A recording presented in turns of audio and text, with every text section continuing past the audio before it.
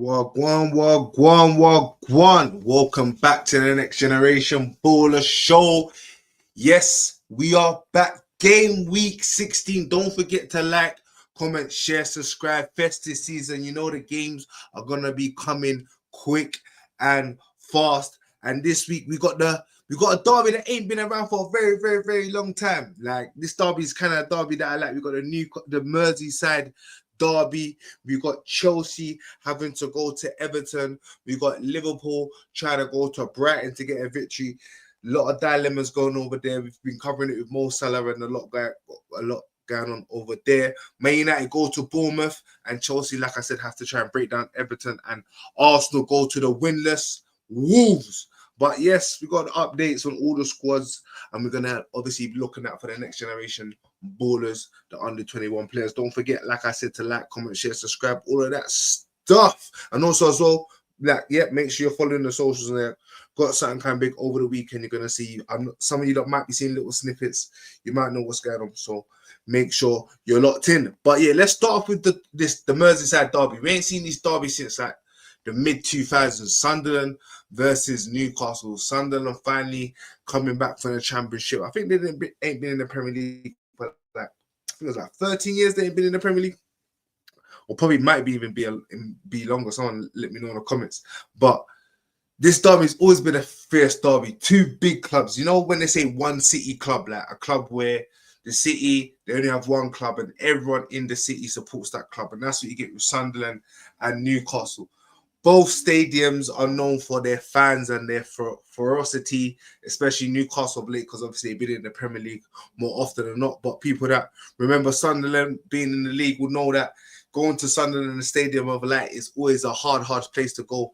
And seeing these two back clashing again, especially with Sunderland, they're not struggling around. They're not sitting there fighting for relegation. They're up in amongst it. Newcastle also of good form of recent, but have been struggling of late. Was struggling of recent, but have to seem to be picking up form. A draw midweek in the Champions League. So it'll be good to see this clash. And obviously with Newcastle, we've seen Newcastle obviously improving it of late. They had the new signings of likes of Elanga, Wissa, who's been injured. Elanga hasn't really been performing of such, but the guy that has been performing is Whittemore. Been a great replacement for Isak. I spoke about this before in the previous show, how Whittemore's been able to come into the team and be seamless. I feel like maybe a club like Newcastle, where the pressure ain't really that high compared to Liverpool, but nevertheless, he's managed to just settle in nicely. And with Isak going to Liverpool, it seems like he struggled over there. But for Newcastle and Whittemore, it's definitely been a good owners going forward. But with Newcastle, you've seen how Newcastle and Eddie Howe play, counter-attacking team. Kind of similar when it comes to Sunderland as well. Like 60% of Newcastle's goals have come from counter-attacking situations. You can see the likes of Dan Gordon on the left-hand side has really been doing well this season, managed to be getting consistently into that England team. And obviously the question mark for Gordon this season was, can he be a player that is productive and scoring again midweek against Bayer Leverkusen, a penalty being not, but being clinical. He seems to be one of the main players for Newcastle at this current moment. Some will say probably the best player in the team, besides the likes of Tonali and that, who's doing really well in there. But for Eddie Howe, this is going to be a game that, if there was any doubts going into this season, question marks over his name, a win over Sunderland is definitely going to put him on the right side of things. But he definitely has to watch out for Sunderland, because Sunderland has not been no mugs this season. We see them get scouts over the likes of Chelsea. We've seen them perform really well in the league, getting consistent victories, and they're sitting comfortably in that top six in that top six spot. And again, Sunderland coming back into the Premier League, or win against Newcastle. This is what the fans have been dreaming for a very long time. And with how they're going on, how they're performing, the fans will definitely be up for thinking, you know what, this is a game that we can definitely go. I think Sunderland at home as well. So with them being at home, the fans are definitely going to want to make this occasion. It's been a long time since we've had this Tyneside derby, and boy, I do expect a ferocious game. Do expect a lot of yellow cards. don't be surprised if there is a red card as well, because where it has been such a long time, I do feel especially the players are going to be up for it. The fans are going to be giving them a lot. And for the managers, they both know how important this fixture is to not only the club, but just to the town alone. You know, you just want to win the game and you wake up in the morning and you're bantering in a group chat, you're going to work, you're feeling like the man, you got all sorts of bets and pranks going on. But definitely, this is my game over the weekend that I'm going to be watching, because I love a derby. And for me, it might not be one of the most well-renowned derbies in the world, but for me, it's definitely a derby that I consider one of the best derbies in the world. Obviously, being an Englishman and being a fan of the English Premier League, this is a derby that when I was young, I definitely look forward to watching it. Sunderland versus Newcastle always is a big, big game. And a young baller to watch in that game is a boy like Chris Riggs, a player like I spoke about before. He's been really, really touted by a lot of clubs, great technical ability, a crowd favourite, and definitely a player that Sunderland wouldn't want to see go anytime soon. So Joe Bellingham leave in the summer for Borussia Dortmund, brother to Jude Bellingham, and Chris Riggs was a star that they thought that they might leave in the summer, but they managed to keep his services, and he has definitely repaid them in terms of his performances. Let's go, derbies, that derby day, Tyneside derby. You come on, you know about the derbies. This is one of the derbies that I think every mutual fan enjoys. I think every mutual fan has a game that they enjoy. For me, this is definitely up there as a game I enjoy, as close as to Barcelona, Real Madrid. Yeah, I know, but definitely when it comes to the atmosphere, two clubs, fans, definitely one of the best fans in the country when it comes to supporting their team. We all know how it's difficult to go to the stadium as well as St. James's Park. So, like I said, long time. I think it's been 13 years since this game's gone. And tight game. Like I said, I do expect a lot of yellow cards in this game. Won't be surprised if there is red in the game. My prediction for the game, if I'm thinking about the game, due to Newcastle's recent performances, we've seen the conundrum of playing in the Champions League. Yes, they did have the lead. Grimaldo got the equalizer at the end, but I do feel their performances in the Champions League have been a bit better. They started to pick it up in the league, but I have been saying it from the start of the season, the difference between playing in the Champions League and playing on a Saturday and a weekend, it can have a big effect on your team. Sunderland not being in Europe has had a whole week to prepare for this game, so that could play in their advantage.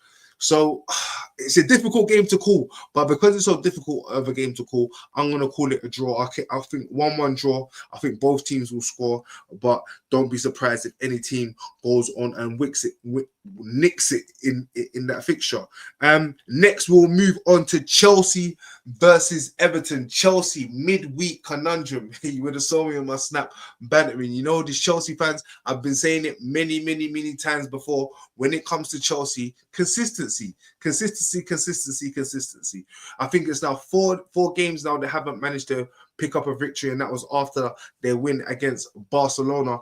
And this is what you get with Chelsea. Palmer's now come back from injury, but doesn't seem to be quite up to speed. Didn't play in midweek in their 2-1 defeat against Atlanta. And there have been a lot of question marks asked about Chelsea. They've got a lot of young players that you can see with potential. A player I want to pick out, especially I think a Changpong who played in midweek. And with a player like him, again, you can see the potential in him. There's a lot of things in there with his tackling that are good. But for me, I saw a lot of things off the ball where it was at a level that when you're playing in the Champions League, you can't be affording that type of inexperience there, and it cost Chelsea. I think a lot of the goals came from his side of the pitch with Reece James, the way he was. Sometimes, like I always said, you see, especially as a defender, when you haven't got the quality next to you, and sometimes you feel you have to do two jobs in one, it can become very difficult. And I think that was the issue with Reece James. I think that was the issue with Reece James when he in midweek. And for Chelsea and Maresca, if he doesn't turn it around quick, the problem what you got with with the model in Chelsea right now is the fans, because the fans are on a roller coaster right now where obviously the cracks was painted over last season when it came to them winning 2 trophies. But this season they started well. They've got big scouts against the likes of Barcelona, decent performance against Arsenal, lost against Manchester United, but there's been signs that maybe they can go on and do something and push on from last season. But then you see the defeats to Sunderland, you see the performances against Bournemouth, you see the performances again against who else did they drop points again? There's been a lot of teams that Chelsea have dropped points again and again. The last 4 games, even Leeds again, a game promotion team who they drop points against. And for Chelsea, this is the inconsistency that I've been talking about in this model, what we're talking about going forward. And against a team like Everton, who are flying, who have quality, again, playing in midweek, it has an effect on your team. And we're in the business end of the season now, where with Chelsea, with a lot of teams, you can't be affording to rotate your team a lot. And I think the advantage that Chelsea were trying to do with their model was the fact that they had a lot of players, because I think they've got about what?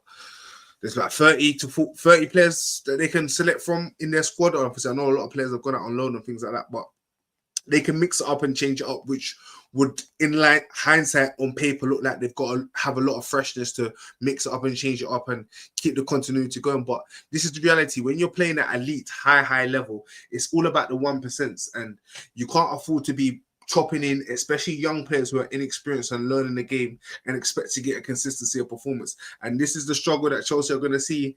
And it's going to be interesting how this one evolves over the next 18 months or so. Because, okay, last season they won the Conference League, even though it's not really much of a thing. But I think the Club World Cup kind of watered that down a bit.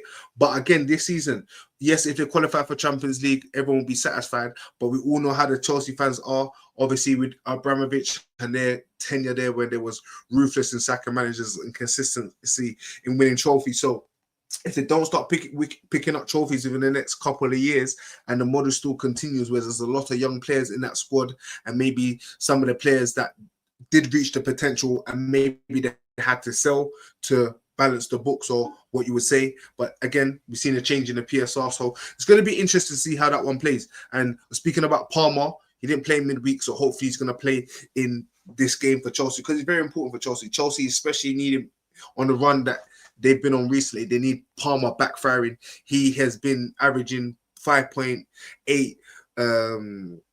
goals, was it 5.8 goals and assists, creations in a game. So he's definitely the most active player for them. He either creates or shoots within 5.8 of the times in a match. And a young player to watch who hasn't really been getting much of a look in at Chelsea, but maybe he can come on and do something different for them, is Gittins. Well, I say he hasn't been getting much of a chance, but he has. But he's a player that I think that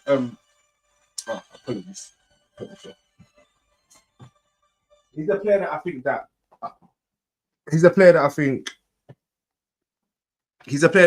that that should be doing better, especially for the price that Chelsea paid for him. I think it was £50 million they bought him from Borussia Dortmund. He scored an amazing goal like 2-3 games ago. But then since then, you thought he was going to kick on, and we're going to speak about it later, how Noni has kind of kicked on with his performances for Arsenal. You thought that maybe Gittins was going to come in and be a ready-made replacement, because some would say that he previously played for Man City in a academy setting in English football. He might know the league a bit better, but he's struggling. And for Everton again, no fresh concerns when it comes to Everton. No injury concerns. Decent performance last week, but they would expect to go on now to actually. Well, they did end up losing the game, but we'd expect now against Chelsea, especially how Chelsea are a team where they're a bit inconsistent. They definitely feel that you can get chances. That back line is a line where you feel like you can always score a goal. Everton do have a problem when it comes to scoring goals. Barry hasn't been quite lethal. They've been relying on the likes of Undai, who's been amazing this season. Last couple of games hasn't been quite of a big influence for them. Jack Grealish is another player that you would expect to like playing against Chelsea.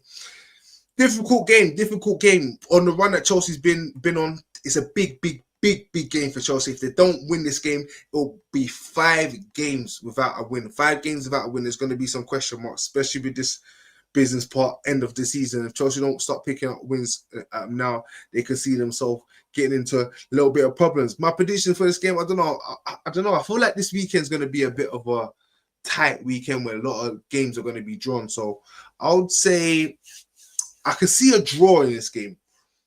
But if Chelsea at home, the run that they've been on, still Stavio, who's kind of slowed down in the last couple of games, but again, he's young. You can't put all the pressure on these young kids and expect them to be performing week out, week in and week out. It's totally unfair. Obviously, maybe the pressure when you see the likes of Yamal, but that's a totally different specimen because you can add the quality of the league, the physicality, all these little things. So big question marks for Chelsea there. But I would say, do you know what? Considering the barren run that Chelsea are on, and again, Champions League playing a big factor, I can see Everton nicking this game 1-0. And then we move on to the story of the week, of the last couple of weeks is Liverpool. Liverpool versus Everton, big conundrums, as you can see, with Mo Salah, him coming out in a press conference talking about he feels that the managers disrespected him. Meetings going on, left out of the squad. Midweek, they beat Inter Milan 1-0 slobber sly with the goal. Not great performance from Liverpool. Still see like there's some cranks in the armor because, to be fair, like this is the issue when you speak about Liverpool, and I spoke about this before on Salah. I'm not going to speak too much about it because I think I've spoke so much about it. But again, I feel like the players have more respect for Salah than they have for the manager. And I feel like if the players feel like they're going to achieve anything this season, they would want Salah in that team. And I feel like if for morale purposes, I feel like that can go against the manager, especially, okay, they got a result in the midweek, but especially when it comes to the league, if the results don't start improving, another difficult game against Brighton ain't no mugs. They're going to be thriving at the fact that Liverpool are down at this, going at Anfield. It's a hard time to go at Anfield anytime Liverpool are at, but to get a scalp at Liverpool at Anfield is always a good bonus for any club. So Brighton are going to be up for it. And again, if they can't get that consistency and get that win over the line and the players don't start gelling, there's going to be big conundrums. And obviously at the end of the day, the players have pride. They're going to understand the situation. They know that if they're going to want to be a big player for Liverpool, they're going to need to perform. And it's just big questions because our Liverpool, the owners have a big question on, are they going to stick with Salah or are they going to stick with the manager? Considering the situation, because I was listening to like Talk Sport and things like that, and people was talking about how maybe the club will be more than happy to get rid of Salah, considering the situation that they had with Trent, where Trent, boyhood player, ended up going to Real Madrid on the free. And maybe they might see Salah's situation that, hey, look, he was close to leaving on the free last summer. We tied him up onto a new contract. He's getting on a bit. Saudi said they're still interested. Maybe we can get some money there. And for Liverpool, that probably be their best option, considering how the situation is right now. Considering that Mo Salah is on a long contract, I think it's 3 years left on his contract. I do think maybe Liverpool cashing in now in the January transfer market can kind of squash all them stories. It's a fresh start. All the players now maybe feel like they can take that limelight. I feel with all the attacking players that they've got with the likes of Ekatike, who started really well, Isak, Gakpo. These now players can maybe feel, hey, do you know what? Now Salah's gone, maybe I can be the main man, and maybe that can raise the levels and people can start maybe wanting to fill in that boots with Salah. But it's going to be interesting. Let us know what you think. Do you think Salah should stay? Do you think he should go? Do you think he's going to go? Do you think the board? Do you think Slot should go? What do you think the board is going to do? Kind of thinking about it, at first I thought they was going to kind of sack the manager. But when I was listening and kind of hearing 1-2 things, I was kind of actually, you know what? It would actually make more sense for them to cash in on Salah, especially with the investments that they made with all these other players. And obviously, the Ekatike being young, Isak being... he's not young, but he's younger than Salah. I feel like they've invested in the young players with the left back and Frimpong. So maybe they might think, do you know what? Let's get cash in on Salah. We lost that on Trent and go on for that. But like I said, Isak, again, one of them players, has only scored one goal this season. Has been having chances though. He's been predicted 3.4 XG. Had 4 big chances missed, so he has had chances. He has had chances, but he hasn't managed to quite put it in the net. And this is a game, if he wants to go on and be a Liverpool regular, and he wants to quash these stories and take the torch, as you would say, from Mo Salah, then these are the games where he needs to step up and go on and win. Like I said, for Brighton, they ain't no mugs. They're gonna feel like, do you know what? Liverpool are down, they're in the mud, all the attention is on them. No one's really speaking about them. Didn't have no Champions League, so they're gonna be fresh. And Liverpool kind of play that they want to play. Liverpool are gonna press onto them, try and get the ball. You know, Brighton like to keep the ball. They've had average 58% of possession of the ball. But, you know, say they like to do... With Brighton, you can see they like to play both ways. They can do the low block, switch it into a counter. Some say call it a counter press, Gegen press. And they can also play possession, play good football, and play between the lines. Mensah's going to be a big player for them on the left-hand side, been a big contributor for them this season. Baleba, who's had a slow start. The rumours about Manchester United have kind of maybe derailed his start to the season, but he has picked up his performances in the last couple games. Maybe that's because the January transfer market is close. I do believe he's going to the African Cup of Nations as well, so correct me if I'm wrong. But I did hear Ben Jacobs talking today about his situation in regards to him moving to Manchester United, and it seems like Manchester United might bide their time and wait until the summer, and that's simply because of many factors. His form, into relation of not wanting to maybe take a risk because of how he's performed recently, and maybe justify their purchase by letting him get back into regular form and then buying him in the summer. And you don't want to take a risk, get him in now, and then he starts performing poor, and yeah, it comes a waste of money. So sometimes you've got to be strategic about that one.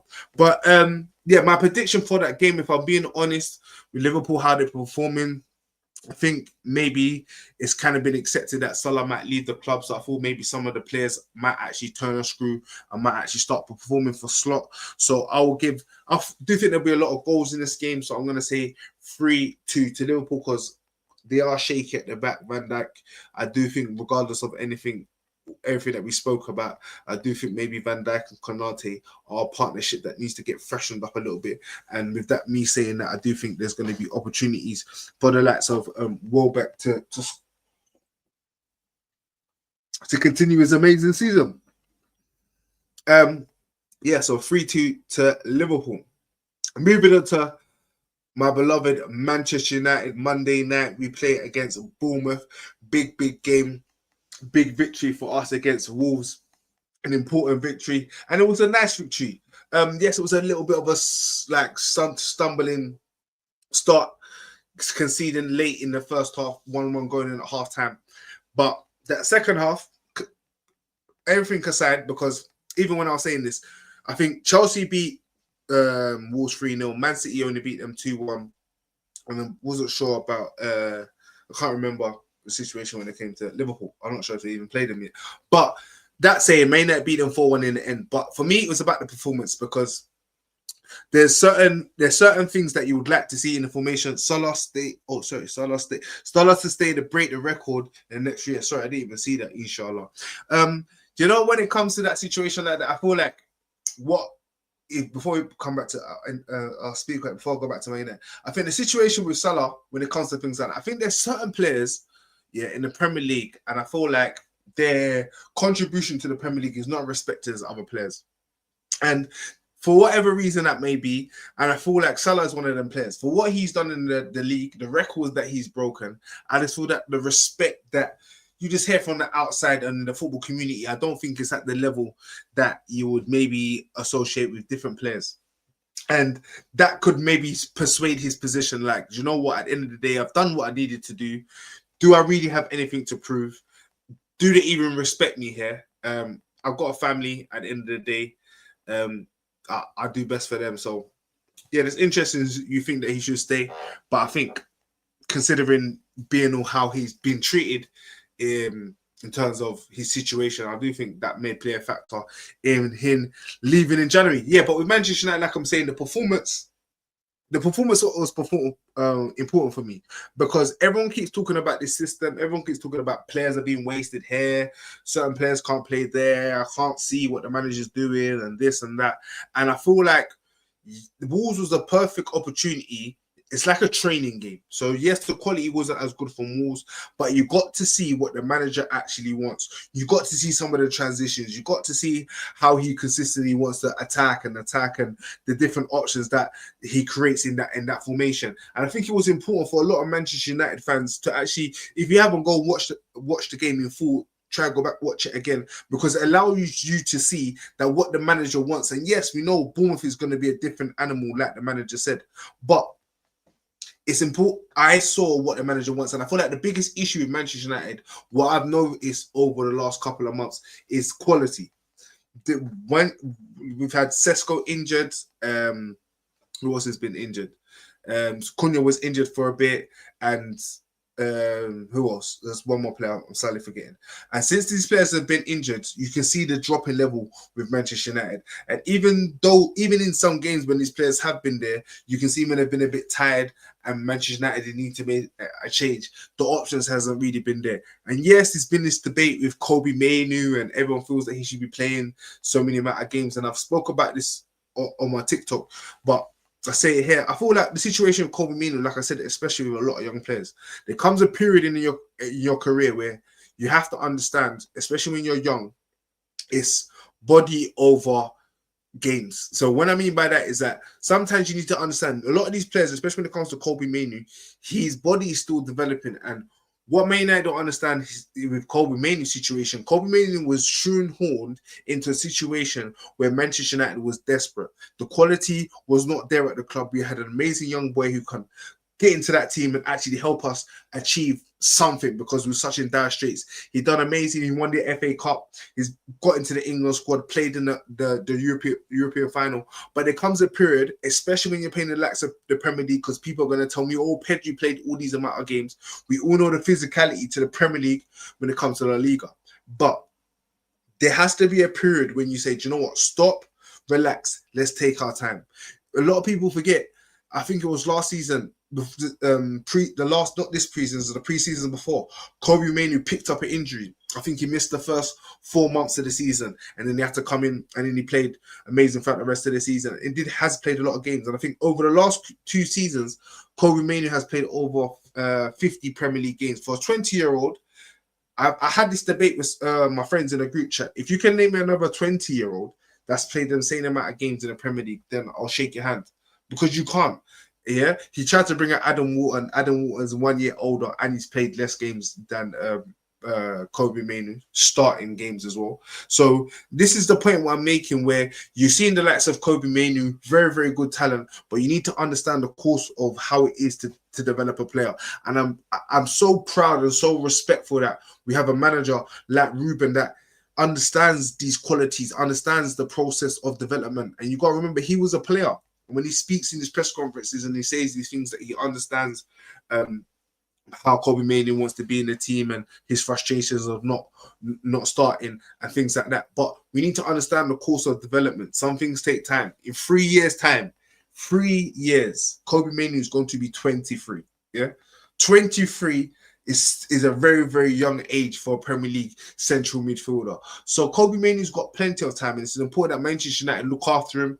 Don't put too much pressure onto him. Allow his body to develop so that we can get the best of Kobe Mainoo for many, many years. We don't want to be shoehorning him into the team, pressuring him to play, running down his body, and ultimately he just burns out, crashes up, or he doesn't reach his maximum potential, which we know that he can do. So give the kid time. Yeah, give the kid time. He will play for England again. He will be in major competitions, and he will be a starting player for Manchester United.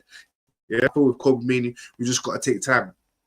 And for this game for Manchester United, as I was saying, it's going to be a big game opportunity for us Monday night as well. This is what's been annoying me. Three weeks in a row, Monday night. I don't know how these fixtures work out, but us playing Monday night 3 weeks in a row, it annoys me, but at the same time, it's all right. It's kind of good because we can let everyone else do what they need to do. Then we understand our job when it comes to that. And hopefully, by the time we come to Monday, we're going to have a good opportunity to really push on into the top 4 and see where we are from there. And the league is so congested right now that 2-3 wins on the bounce, you never know, you can automatically put yourself in a title race. And when the league is like this, you just got to consistently play well, because let's be honest, no one categorically knows who's going to win the league outright. It could be literally one of them seasons where someone just literally has a good last five games of the season and wins 5 games in a row and wins it by a point at the end. And that's what makes it really interesting. And that's just a testament to the league as itself, that it's just the competitiveness that it is. And when it comes to that Bournemouth as well, I was saying this to my one of my friends. I was like, it was only the other week that Bournemouth, I think it was in like the top 3 or top 4. They're not even in the top 10 right now. Like, Bournemouth are not even in the top 10. Like, it's actually mad how over the last couple the weeks can just go past so quickly, and you can end up being in the bottom half of the table. But Bournemouth, again, ain't no mugs. Has some good form over, especially the start of the season. Maybe been tilting over the last couple of weeks. I've been picking up a lot of draws. Haven't managed to quite get over the line. And I think since Evan Nilsson's been injured, it's coming back slowly. They haven't really been able to have that goal threat. I know Semedo's been a goal threat for them, but it's kind of dried up. But I think they need more threats, especially with the likes of, I think they've got Kopi, what's the other guy's name?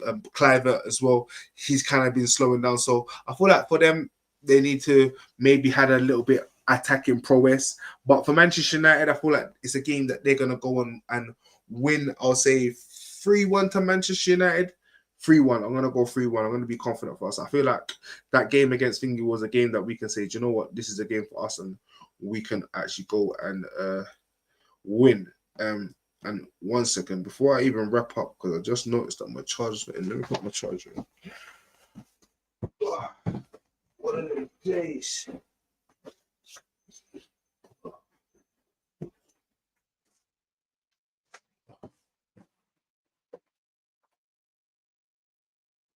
Yes, just people. Sorry, I don't want things to shut down on you guys. That's what it is. You can enjoy the little background, little scenery there. But yeah, for Manchester United, it's a must-win game, 3-1. I think that they're going to go on and win that game. For next up, we've got Crystal Palace versus Manchester City. Manchester City, big win against Real Madrid midweek, 2-1 victory. Haaland getting the winner. And I think for Manchester City, like I said, I think they've kind of gone up a gear. Defensively, obviously, there's question marks there.